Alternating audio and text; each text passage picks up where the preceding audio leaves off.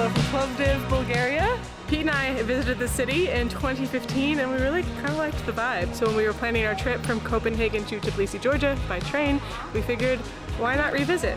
And ultimately we decided to skip Sofia in lieu of Plovdiv.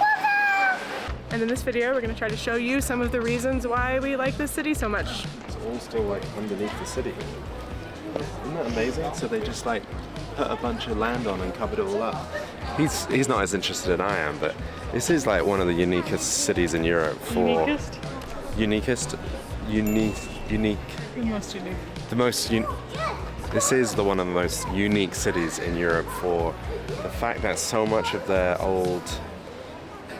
What do you call these? Ruins? Ruins, thank you. Maybe one day we could make like a car and race it down here. Yeah.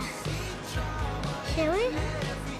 What about we should put water in here and we'll leak out there and put like a boat in here?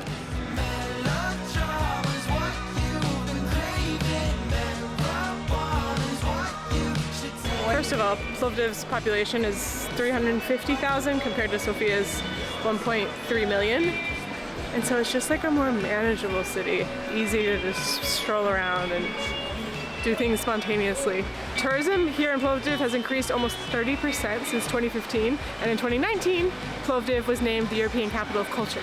Only walked like, what's this, 500 yards, something like that? We've already seen like 4 different street performers. Another one. They're good as well. And also better Yamaha ABS, Yamaha Mercedes. He's very good. I can't even balance the ball in my head.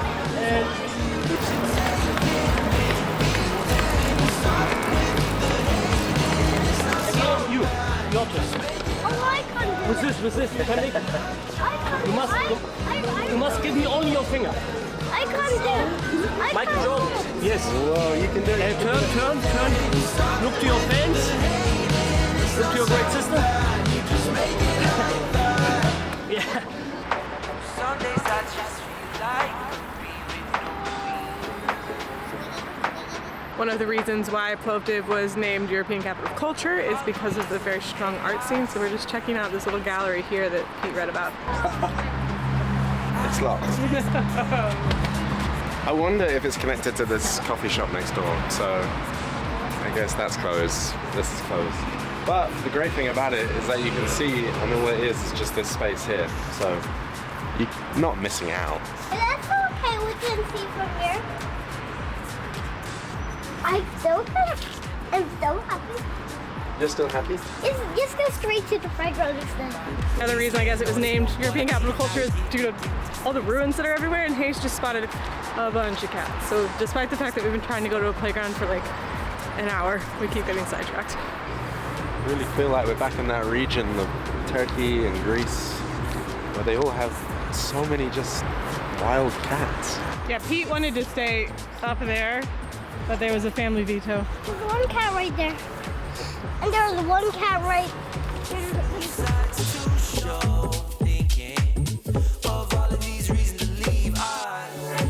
Wouldn't be a Steph and Pete video without a hunt for a playground.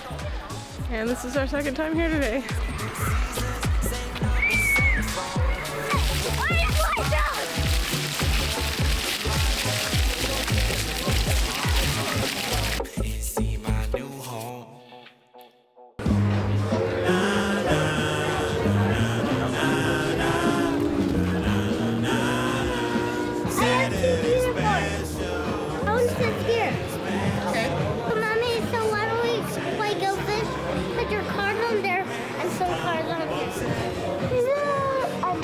Dirty people put their cigarettes in there. Look at these funky looking beers. These look great. July Morning Lager. Sofia Electric Brewing. We've come to Kapana, which is like the neighborhood with all the really adorable, lovely restaurants outside and bars and stuff. It's the end of October and it's been the best weather ever. So we're sitting outside at this place called, I think, Cat and Mouse that Pete read about. And it's got craft beer from all over Bulgaria and they're really nice. And we're gonna play some Go Fish.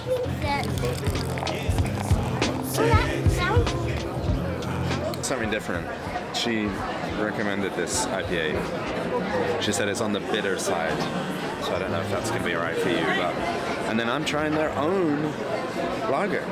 They brewed? Yeah, they have their own stuff.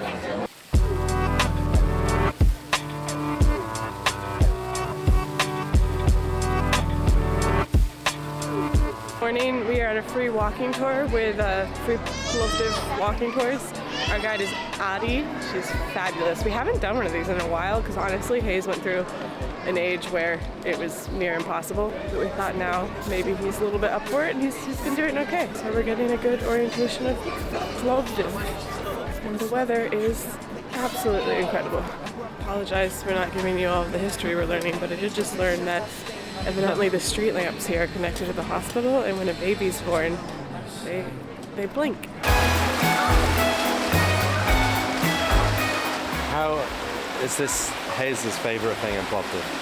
I'm not feeling great, so I've slacked on vlogging, but we peeled away from the tour. Then we got some lunch, and honestly, we've been striking out on food. The Kapana district is so lovely to like sit in, but we haven't had anything we're super impressed with. Maybe we need to try to eat elsewhere.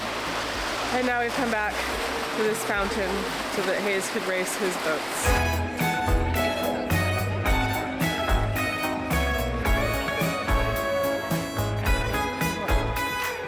Wine tasting would be a lot easier without a 4-year-old. You come to the central square, there's a special wine festival going on. We have purchased a little thing to get 10 wine tastings. They're all local Bulgarian wines. It smells like poop. Oh, it doesn't. Every time your heart goes.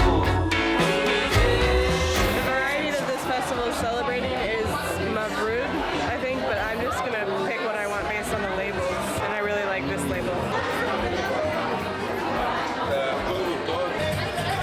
We had some like busts, so we used our last 3 to just get this sparkling one we really like, which I don't even think is the Mavrud, because I think Mavrud variety is red, but the whites were better. It's our last morning in Plovdiv, and we're starting at a puppet show. Puppet show! Can you help translate because it's going to be in Bulgarian? Can you translate into English for me? Please? No. Please? Humble. We obviously couldn't film in the puppet theater. I'm starting it. I'm not, I'm just telling them what's happening. So we immediately came home and built the theater and the puppets very accurately, I must say, out of our Lego stash. The show was The Princess and the Pig by Hans Christian Andersen. I believe it was entirely in Bulgarian. And when it was translated, it was actually The Princess and the Pork. So set designed by Peter Wilcock, puppet designed by me, and theater architecture by Hayes. Right? It's almost time to catch our train to Istanbul, but before we do that, I just wanted to recommend where we've been staying. It's called Hill House Plovdiv. It's a boutique hotel on the edge of the Old District and Kapana District, very close to central Plovdiv and the High Street, and it's been wonderful. It's an old building, but the rooms are new and fresh. The breakfast has been fantastic, and the location can't be beat. It's a charming place. So if you're happy to be coming to Plovdiv and looking for somewhere, we absolutely recommend this place, and we thank them for hosting us. But I think that's the end of this video, because we're about to go catch a 9:37 train to Istanbul, where I'm pretty sure we'll have a border check around midnight from Bulgaria, and then have to get off with all of our bags a little bit later to go into Turkey. So that's not going to be a video because I'll be grumpy. But we'll see you in the next one, which will be from Istanbul. Thank you for watching.